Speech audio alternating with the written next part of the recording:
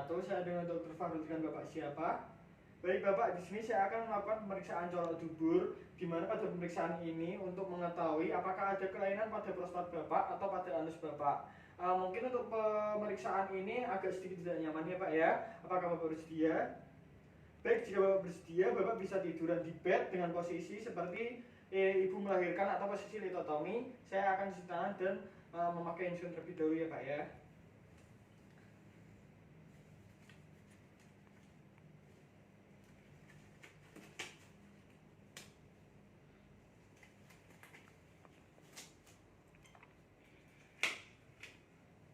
Baik, pertama-tama kita bisa inspeksi terlebih dahulu untuk bagian anus pasien. Kita bisa periksa apakah ada massa atau ada tumor, lalu apakah ada hemoroid eksternal yang nampak, apakah ada perubahan warna di sekitar anus, apakah ada benjolan, apakah ada fisura atau mungkin fistula ani.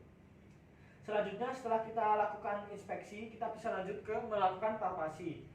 Apakah ada terasa nyeri Pak? Kita juga bisa memperhatikan dari raut wajah pasien. Baik, jika tidak ada terasa nyeri, kita bisa lanjut ke pemeriksaan rectal touche. Pertama-tama saya akan mengolesi untuk pelicin terlebih dahulu di jari yang akan saya masukkan ke dalam anus. Setelah kita olesi, kita masukkan pelan-pelan ke dalam anus. Permisi ya Pak ya, bisa tarik nafasnya Pak, dalam-dalam, hembuskan.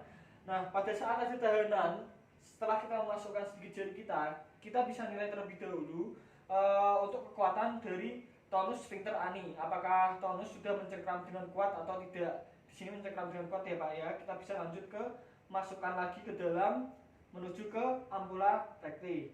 Di mana pada ampula kita bisa nilai mukosa rektum, apakah mukosanya licin atau tidak. Normalnya licin.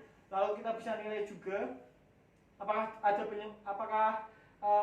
penyempitan atau tidak. Setelah itu kita bisa nilai juga, kita putar jari kita 360 derajat, apakah terdapat tumor atau mungkin ada polip. Jika terdapat tumor ataupun polip, kita bisa nilai. Yang pertama kita bisa nilai jumlahnya ada berapa, lalu lokasinya dia ada di jam berapa, lalu kira-kira besarnya berapa sentimeter. Kemudian kita juga bisa menilai juga permukaannya bagaimana. Kita bisa menilai juga apakah ada nyeri atau tidak. Selanjutnya kita nilai juga apakah polip atau tumor tersebut mobil atau imobil. Selanjutnya kita juga lakukan pemeriksaan nyeri sama dengan memutar 360 derajat. Kita cek apakah ada nyeri di jam-jam tertentu, seperti misalnya di jam 9 sampai jam 11, dimana pada jam 9 sampai jam 11 menandakan biasanya ada appendicitis akut. Lalu pada jam 9 sampai jam 3 biasanya menandakan adanya peritonitis generalisata. Selanjutnya kita periksa di arah jam 12, dimana pada pemeriksaan arah jam 12 kita bisa menilai dari prostat itu sendiri.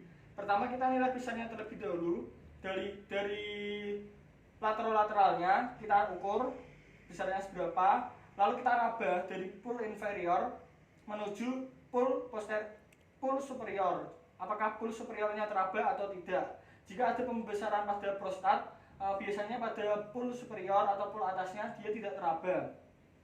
Selanjutnya kita juga nilai konsistensinya. Dia konsistensinya keras atau lunak, normalnya lunak. Setelah kita nilai konsistensinya, kita juga nilai permukaannya. Dimana pada permukaan ini kita bisa menilai apakah permukaannya licin atau berbenjol-benjol. Pada kasus BPH atau pada kasus tumor prostat, biasanya permukaannya dia berbenjol-benjol.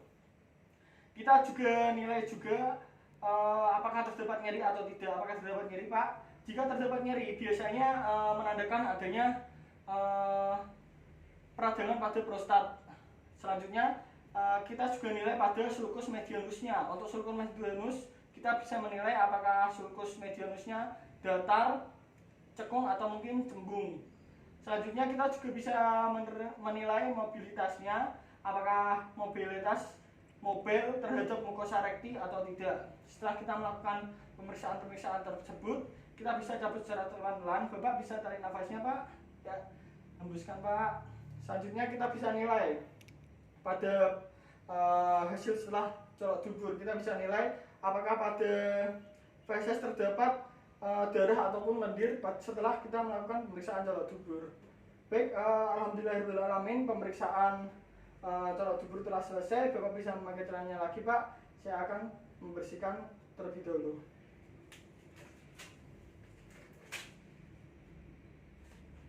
Alhamdulillahirrahmanirrahim, untuk hasilnya semuanya normal, Pak.